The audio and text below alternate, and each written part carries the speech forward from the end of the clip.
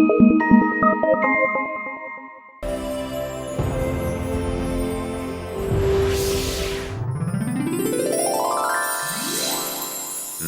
हरिश्चंद्र की कथा। राजा हरिश्चंद्र अयोध्या के राजा थे। वो भगवान पर श्रद्धा रखने वाले एक सत्यवादी महान राजा थे। उनकी पत्नी तारामती थी एवं उनके एक पुत्र था रोहिताश्व। एक बार देवलोक में इंद्र, वशिष्ठ एवं विश्वामित्र वार्ता में संलग्न थे। इंद्र ने वशिष्ठ से प्रश्न किया, हे महामुनि, इक्ष्वाकु साम्राज्य के राजा आपके प्रिय शिष्य हैं। क्या उनमें से कोई ऐसा है जो मात्र सत्य के मार्ग पर ही चलता हो? वशिष्ठ ने इस प्रश्न का अत्यंत प्रसन्नता पूर्वक उत्तर दिया। सूर्यवंशीय राजा हरिश्चंद्र एक ऐसे ही शासक हैं जो किसी भी कीमत पर सत्य का मार्ग नहीं त्यागते। परंतु विश्वामित्र इस वक्तव्य से तनिक भी सहमत नहीं थे। हे वशिष्ठ, इंद्र मनोविनोद के लिए ऐसे प्रश्न करते हैं। आपके मान में उन्होंने पहले आपसे प्रश्न किया। आपने जो कहा वो कदापि संभव नहीं। किंतु महर्षि विश्वामित्र जी, मैंने असत्य नहीं कहा। आपने असत्य कहा। किसी भी मानव हेतु यह कार्य असंभव है। दोनों महर्षियों में वाक युद्ध छिड़ गया।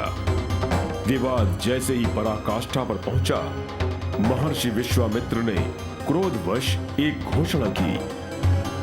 वशिष्ठ जी, यदि मैंने आपकी बात असिद्ध न कर दिखाई तो मैं अपना नाम बदल दूंगा। उनकी गर्जना ऐसी थी जैसे विद्युत कड़क रही हो। वो सभागृह से उठकर चले गए। देवलोक से वो धरती पर अपने आश्रम पहुंचे। उन्होंने राजा हरिश्चंद्र को मिथ्यावादी सिद्ध करने की योजना बनानी प्रारंभ कर दी। विस्तार पूर्वक विचार करने के पश्चात उन्हें प्रतीत हुआ कि ये कार्य उतना सरल नहीं है जितना वे सोचते थे। कुछ समय पश्चात राजा हरिश्चंद्र ने दान पुण्य का कार्य किया, जिसमें भारी मात्रा में स्वर्ण दान किया जाना था। विश्वामित्र को वशिष्ठ के चले जाने की प्रतीक्षा थी। तब उन्होंने राजा हरिश्चंद्र से भेंट की। राजा ने उनका सम्मान पूर्वक सत्कार किया तथा उनसे महल में आने का प्रयोजन पूछा। आपका स्वागत है महामुनि। आपके आने का क्या प्रयोजन है? मुझे दान चाहिए।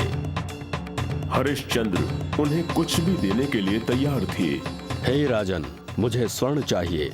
इतना स्वर्ण चाहिए जितना कि विश्वामित्र का वक्तव्य समाप्त होने के पूर्व ही हरिश्चंद्र ने बिना विचार किए उत्तर दिया।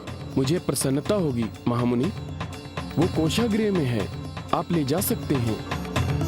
विश्वामित्र को ऐसे उत्तर की अपेक्षा नहीं थी। ये उनकी प्रथम पराजय थी। अपनी निराशा को प्रदर्शित न करते हुए उन्होंने कहा, राजन, कोष में जो कुछ भी होगा आवश्यकता पड़ने पर ले जाऊंगा। उन्हें सम्मान मिला तथा वो अपने आश्रम लौट गए। एक दिन राजा हरिश्चंद्र अपने आखेट के लिए निकले हुए थे। विश्वामित्र को ये ज्ञात होते ही वे राजा से पूर्व वन में पहुंचकर तपस्या करने बैठ गए।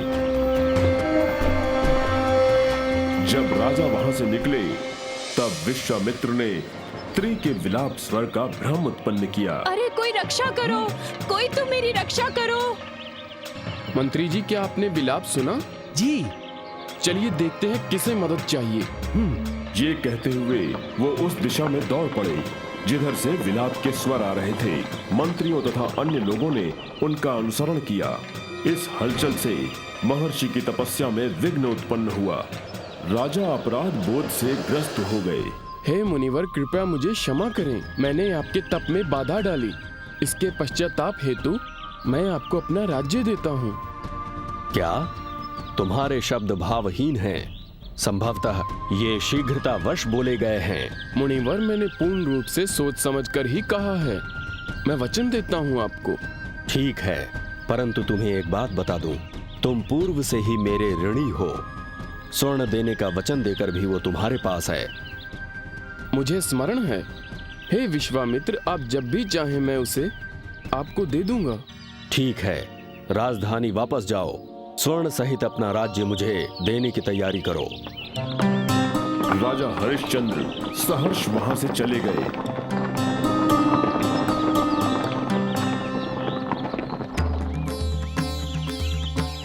महर्षि विश्वामित्र हरिश्चंद्र के वचनों के अनुसार अगले दिवस समस्त राजकोष समेत राज्य पर आधिपत्य के लिए वहां पहुंचे।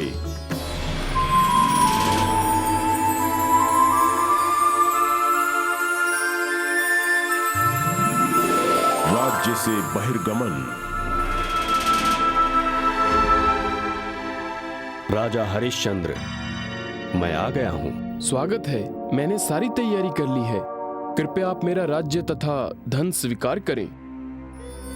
हरिश्चंद्र ने सारी वस्तुएं दान में दे दी, यहाँ तक कि महारानी के आभूषण भी। महामुनि, इसके अतिरिक्त आपको क्या चाहिए? अब कौशल का राजा कौन है? विश्वामित्र। अब तुम मेरी राजाज्ञा सुनो। शीघ्र ही मेरे राज्य को अपनी पत्नी एवं बच्चे सहित त्याग दो। मात्र पहने हुए वस्त्रों को ले जा सकते हो। श्रद्धा पूर्वक हरिश्चंद्र ने आज्ञा को शिरोधार्य किया। आपकी आज्ञा का पालन होगा। अपनी पत्नी तारामती एवं पुत्र रोहिताश्व समेत हरिश्चंद्र राजधानी से निकल पड़े। तुम्हें स्मरण होगा, मुझे स्वर्ण देने का वचन तुमने अभी भी पूरा नहीं किया। मेरा यहाँ कुछ भी नहीं जिसे मैं अपना कहूँ। इन वस्त्रों के अतिरिक्त जिसे आपने रखने की आज्ञा दी है, कृपया ऋण उतारने हेतु मुझे थोड़ा समय दें। 1 माह में मैं आपका सारा ऋण उतार दूंगा। मुझे स्वीकार है। 1 माह पश्चात मैं आऊंगा।